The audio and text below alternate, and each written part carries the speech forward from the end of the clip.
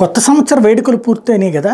కాకపోతే ఇక్కడే ఒక సందేహం ఏంటంటే దీపావళికి బాణాసంచా కాలిస్తే కాలుష్యం వస్తుంది, దాంట్లో నుంచి ఊపిరాడదు, ఊపిరితిత్తులకు సమస్య వస్తుంది, కాలుష్యపు రేటు పెరిగిపోతుంది. దీపావళి అప్పుడు శతాబ్దాలుగా భారతీయులు చేసినటువంటి ఆ పండగకి అప్పుడెప్పుడు అలాంటి పొల్యూషన్ రాలేదు. కానీ ఈ మధ్యన తరచుగా ఈవెన్ న్యాయస్థానాలకు కూడా ఆ పొల్యూషన్ కనబడుతోంది. ప్రత్యేకించి నిషేధాలు, చివరికి దీపం మాత్రమే పట్టుకోవాలి, పేలితే ఊరుకోం, కాలితే ఊరుకోం, పొగొస్తే ఊరుకోం, ఈ స్థాయికి వచ్చేసింది.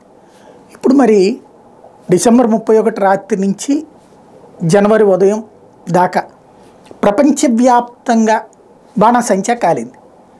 అంటే జనవరి 1వ తారీఖు డిసెంబర్ 31న భగవంతుడు నిషేధం విధించాడా, లేకపోతే పొల్యూషన్ తనకి తను ఏమన్నా అంటే మనకు కనుక 1+1 డిస్కౌంటు, లేకపోతే కనుక 2 బట్టలు కొనుక్కుంటే 1 బట్టలు ఫ్రీ లాగా ఒక్క దీపావళికి కనుక ఆపితే తర్వాత న్యూ ఇయర్కి ఇట్లాంటి వీటన్నిటికీ కూడా ప్రాబ్లం ఏముండదా, అదే ఓ సందేహం.